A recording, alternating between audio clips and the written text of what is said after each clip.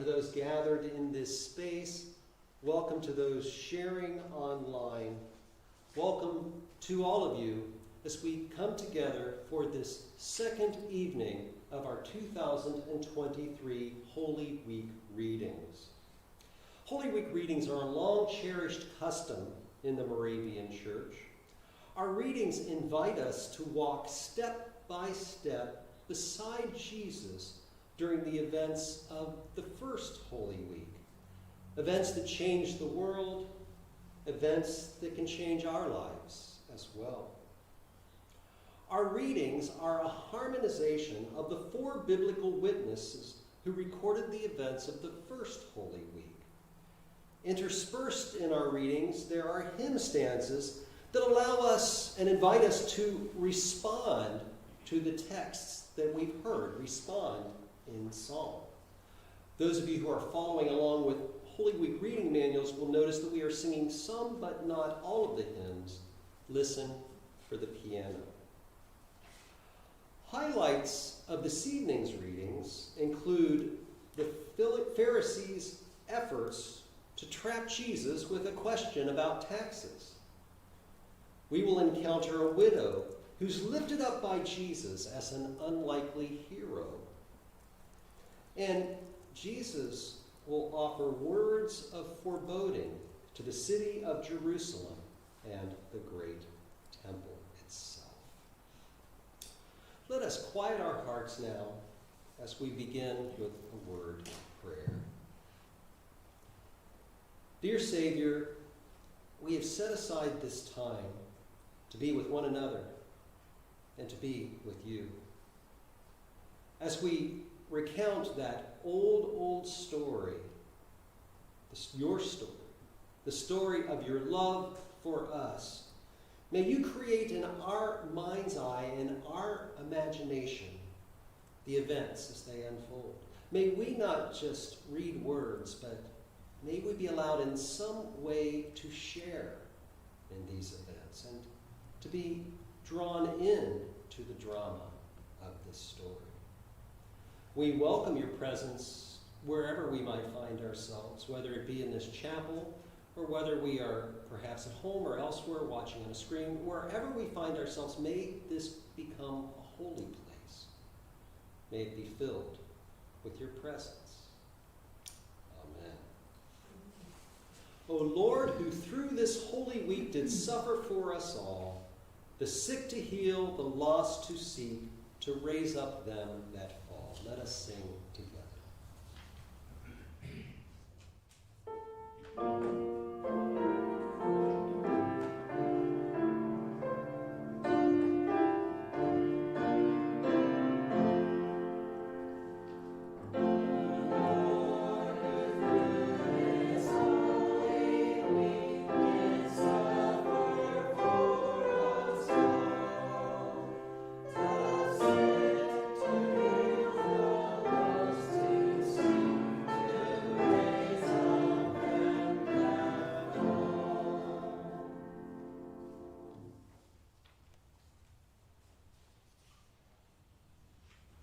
Once more, Jesus spoke to them in parables, saying, "The kingdom of heaven may be compared to a king who gave a wedding banquet for his son.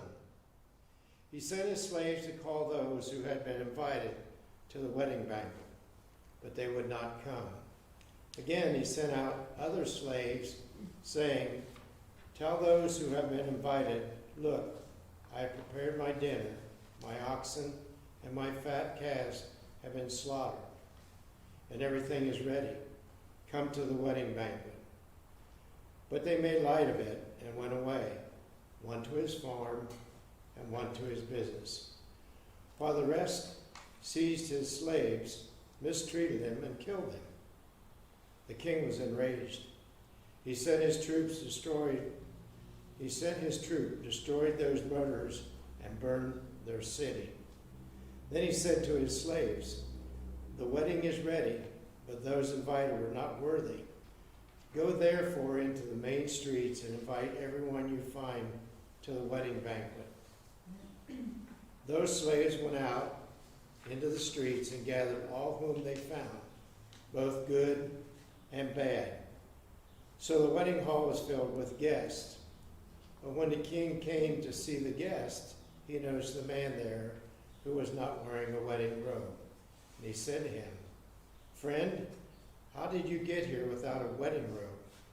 And he was speechless. Then the king said to the attendant, "Bind him hand and foot and throw him into the outer darkness, where there will be weeping and gnashing of teeth. For many are called, but few are chosen."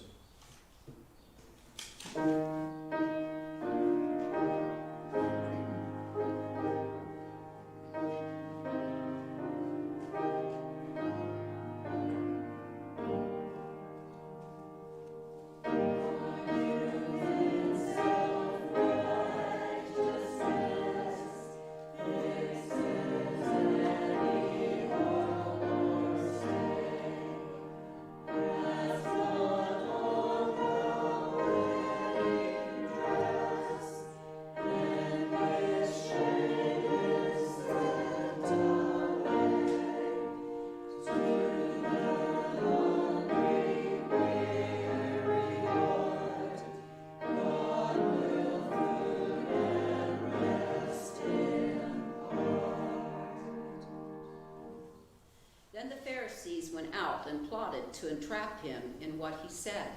So they sent their disciples to him, along with the Herodians, saying, "Teacher, we know that you are sincere and teach the way of God in accordance with truth, and show deference to no one.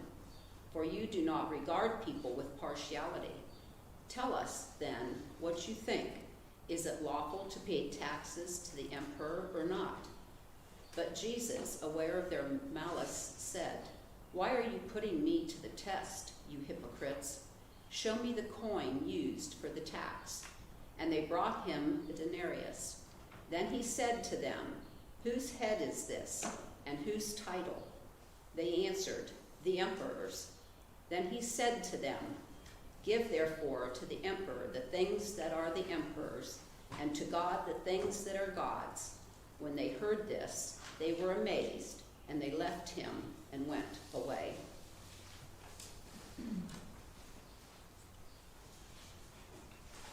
The same day, some Sadducees came to him, saying, "There is no resurrection." And they asked him a question, saying, "Teacher, Moses said, if a man dies childless, his brother shall marry the widow and raise up children for his brother. Now there were 7 brothers among us. The first married, died childless, leaving the widow to his brother. The second did the same. So also the third, down to the 7th. Last of all, the woman herself died. In the resurrection, then, whose wife of the 7 will she be? For all of them had married her." Jesus said to them, "You are wrong, because you know neither the Scriptures nor the power of God. For in the resurrection they neither marry nor are given in marriage, but are like angels in heaven. And as a resurrection of the dead, have you not read what was said to you by God? I am the God of Abraham, the God of Isaac, the God of Jacob. Who is God not of the dead, but of the living?" And when the crowd heard this, they were astonished at his teaching.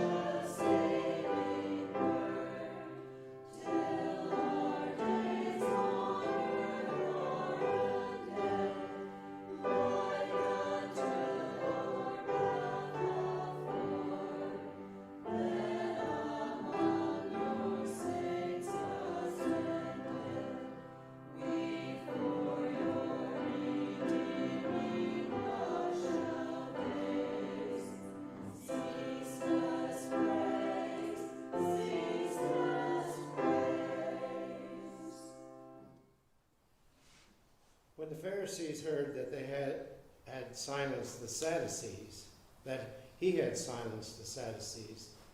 They gathered together, and one of them, a lawyer, asked him a question to test him. "Teacher, which commandment in the law is the greatest?" He said to him, "You shall love the Lord your God with all your heart, with all your soul, and with all your mind. This is the greatest and first commandment. And the second is like it. You shall love your neighbor as yourself.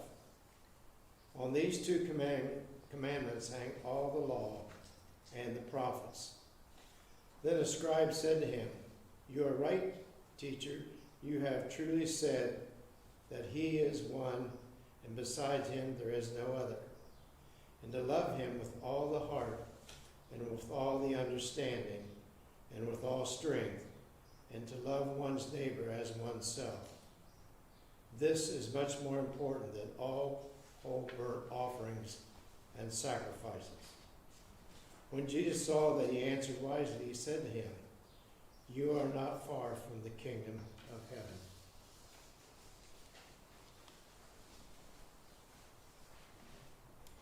While Jesus was teaching in the temple, he said, "How can the scribes say that the Messiah is the son of David? David himself, by the Holy Spirit, declared, 'The Lord said to my Lord, sit at my right hand until I put your enemies under your feet.' David himself calls him Lord, so how can he be his son?"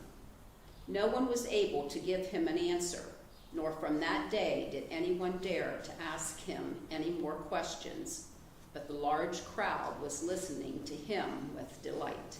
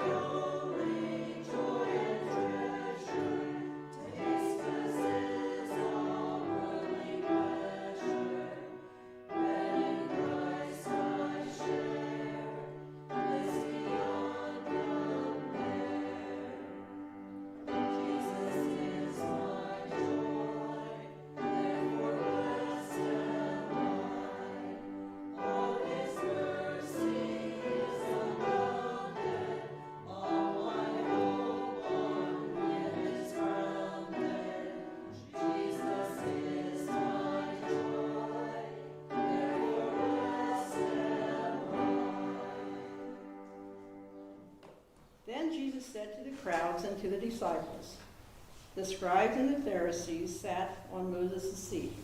Therefore, do whatever they teach you and follow it, but do not do as they do, for they do not practice what they teach. They tie up heavy burdens, hard to bear, and lay them on their shoulders of others, but they themselves are unwilling to lift a finger to move them. They do all their deeds to be seen by others, for they make their phylacteries broad and their fringes long. They love to have the place of honor at banquets, the best seats in the synagogues, and to be greeted with respect in the marketplaces, and to have people call them rabbi. But you are not to be called rabbi, for you have one teacher, and you are all students. And call no one your father on earth, for you have one Father, the one in heaven. Nor are you to be called instructors, for you have one instructor, the Messiah. The greatest among you will be your servant, and you exalt themselves. All who exalt themselves will be humbled, and all who humble themselves will be exalted."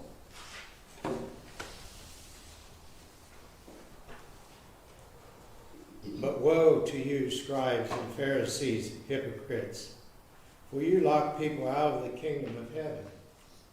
For you do not go in yourselves, and when others are going in, you stop them. Woe to you, scribes and Pharisees and hypocrites! For you cross sea and land to make a single convert, and you make the new convert twice as much a child of hell as yourselves. Woe, you blind guides, who say, Whoever swears by the sanctuary is bound by nothing, but whoever swears by the gold of the sanctuary is bound by the oath. You blind fools! For which is greater, the gold or the sanctuary that has made the gold sacred? And you say, whoever swears by the altar is bound by nothing, but whoever swears by the gift that is on the altar is bound by the oath. How blind you are! For which is greater, the gift or the altar that makes the gift sacred? So whoever swears by the altar swears by it and by everything on it. And whoever swears by the sanctuary swears by it and by the one who dwells in it. And whoever swears by heaven swears by the throne of God and by the one seated upon it.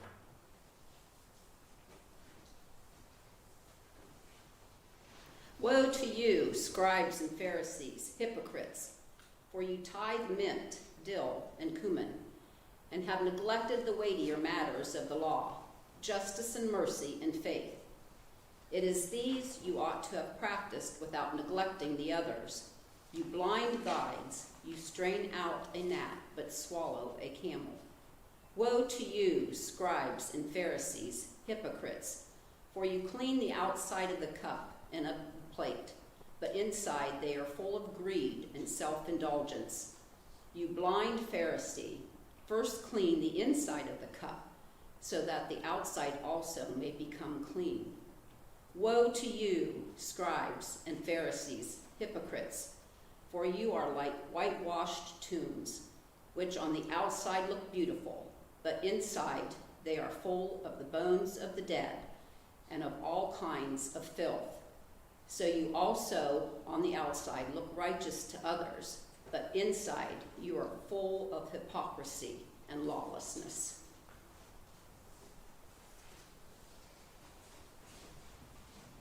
Woe to you, scribes and Pharisees, hypocrites, for you build the tombs of the prophets and decorate the graves with the righteous, and you say, if we had lived in the days of ancestors, we would not have taken part with them in shedding blood of the prophets.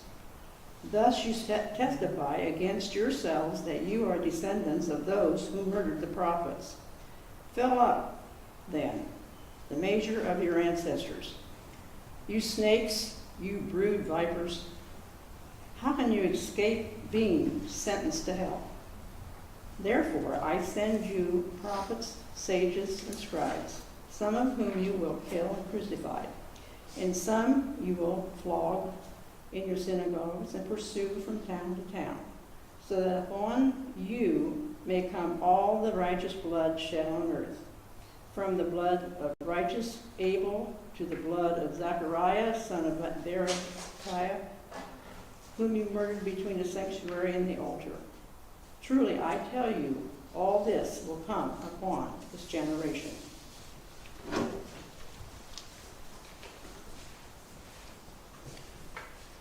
Jerusalem, Jerusalem, city that kills the prophets and stoned those who were sent to it. How often have I desired to gather your children together as a hen gathers her brood under her wings, and you were not willing. See, your house is left to you desolate. For I tell you, you will not see me again until you say, blessed is the one who comes in the name of the Lord.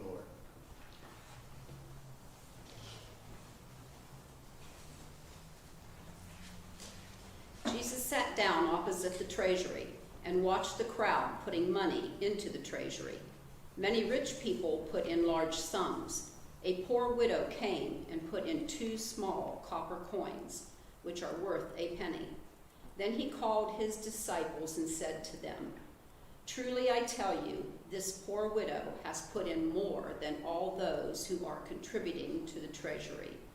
For all of them have contributed out of their abundance, but she, out of her poverty, has put in everything she had, all she had to live on.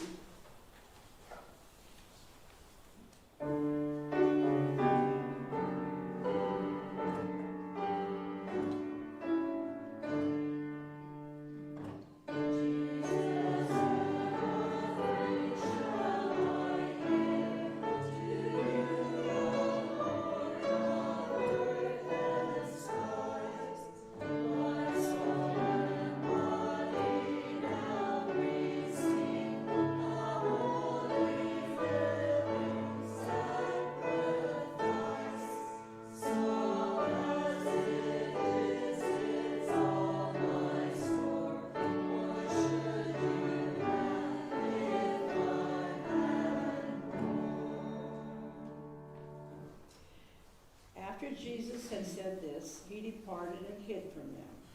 Although he had performed so many signs in their presence, they did not believe in him. This was to fulfill the words spoken by the prophet Isaiah. Lord, who has believed our message, and to whom has the arm of the Lord been revealed? And so they could not believe, because Isaiah also said, he has blinded their eyes and hardened their heart, so they might not look with their eyes and understand with their heart and turn, and I would heal them. Isaiah said this because he saw his glory and spoke about him. Nevertheless, many, even of the authorities, believed in Jesus, but because of the Pharisees, they did not confess it, for fear that they would be put out of the synagogue. For they loved human glory more than the glory that comes from God.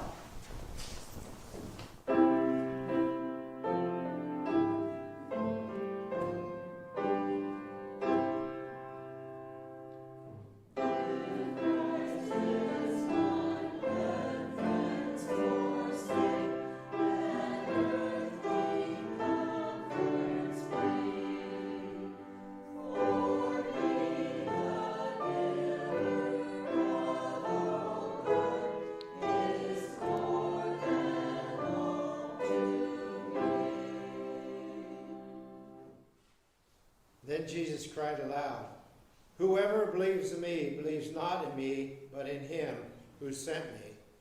And whoever sees me sees him who sent me. I have come as a light into the world, so that everyone who believes in me should not remain in the darkness. I do not judge anyone who hears my words and does not keep them, for I came not to judge the world, but to save the world. The one who rejects me and does not receive my word has a judge. On the last day, the word that I have spoken will serve as judge. For I have not spoken on my own, but the Father who sent me has himself given me a commandment about what to say and what to speak. And I know that his commandment is eternal. What I speak, therefore, I speak just as the Father has told me."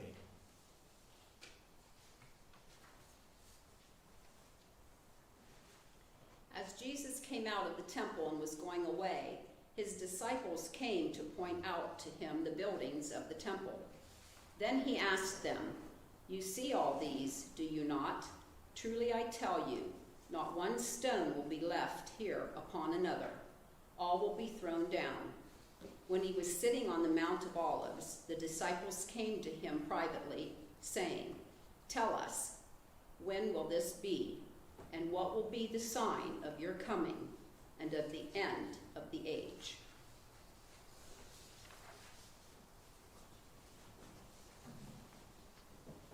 Jesus answered them, "Beware that no one leads you astray.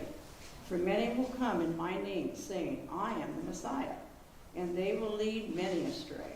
And you will hear the wars and rumors of wars. See that you are not alarmed, for this must take place, but the end is not yet. For nation will rise against nation, and kingdom against kingdom, and there will be famines and earthquakes in various places. All this is but the beginning of the birth pangs.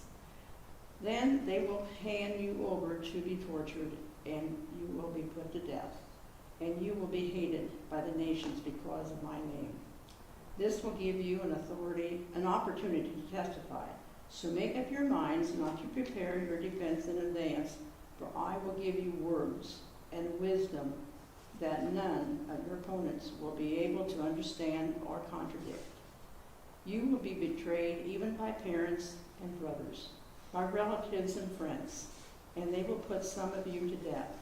You will be hated by all because of my name, but not a hair of your head will perish. By your endurance, you will gain your souls."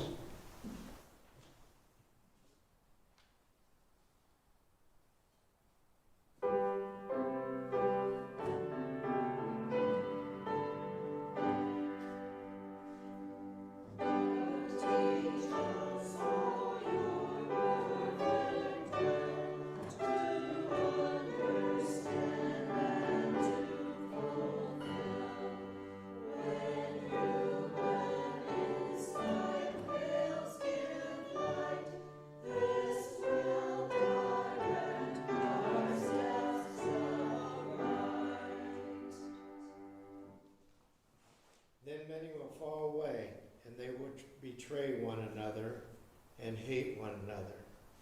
And many false prophets will arise and lead many astray. And because of the increase of lawlessness, the love of many will grow cold. But the one who endures to the end will be saved. And this good news of the kingdom will be proclaimed throughout the world as a testimony to all the nations, and then end will come.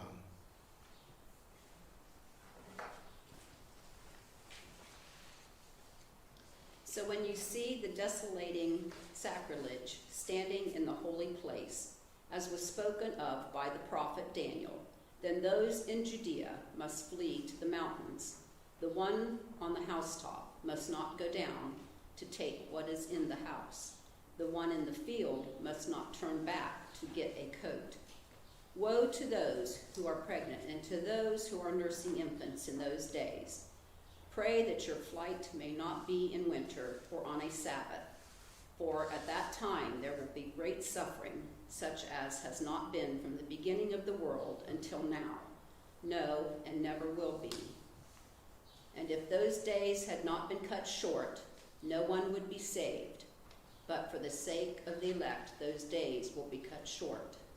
Then if anyone says to you, "Look, here is the Messiah," or "There he is," do not believe it, for false messiahs and false prophets will appear and produce great signs and omens to lead astray, if possible, even the elect. Take note, I have told you beforehand. So if they say to you, "Look, he is in the wilderness," do not go out. If they say, "Look, he is in the inner rooms," do not believe it. For as the lightning comes from the east and flashes as far as the west, so will be the coming of the Son of Man. Wherever the corpse is, there the vultures will gather.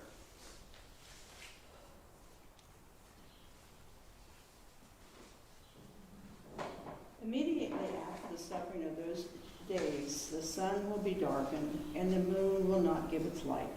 The stars will fall from heaven, and the powers of heaven will be shaken. Then the Son of Man will appear in heaven, and then all the tribes of the earth will mourn, and they will see the Son of Man coming on the clouds of heaven with power and great glory. And he will send out his angels with a loud trumpet call, and they will gather his elect from the four winds, from one end of heaven to the other. Now then, these things begin to take place. Now, when these things begin to take place, stand up and raise your heads, because your redemption is drawing near.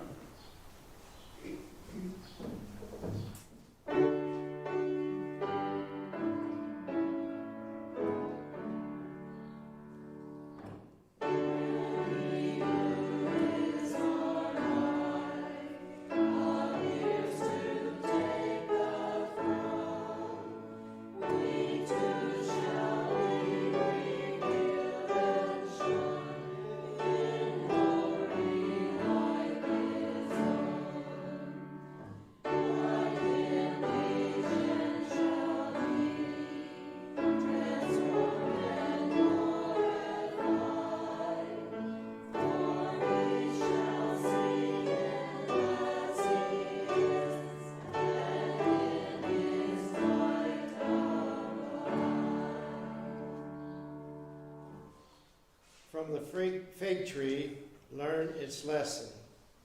As soon as its branches become tender and put forth its leaves, you know that summer is near.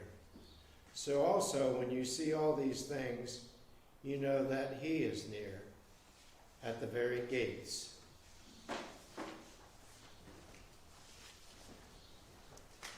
This concludes our reading for this evening. We offer our thanks to our readers, Bob Geiger, Brenda Parrish, and Ruby Kinsey, our pianist, Mike Swaldo, and our technician, Jaden Stearns.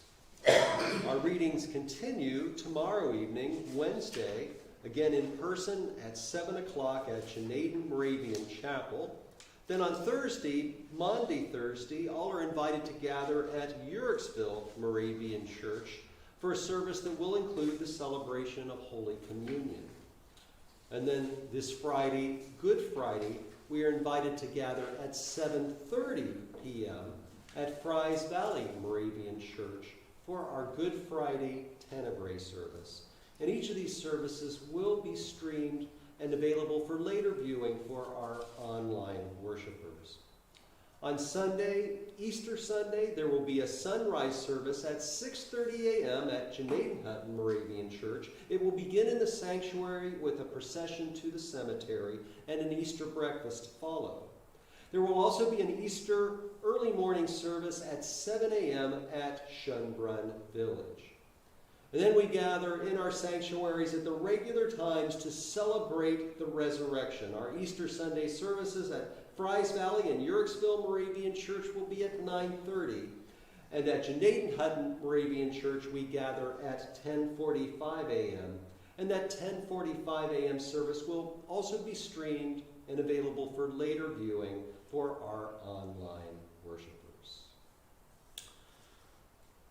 Your feet the path of suffering trod, your hand the victory won. What shall we render to our God for all that he has done? Let us sing.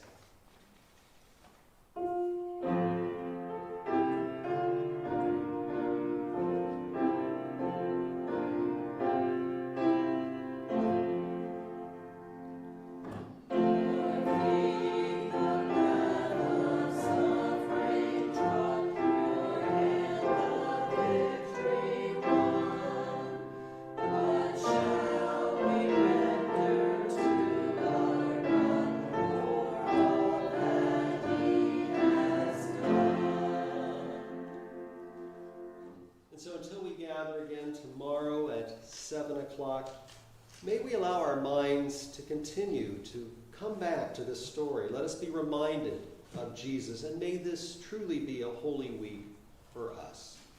Go in peace.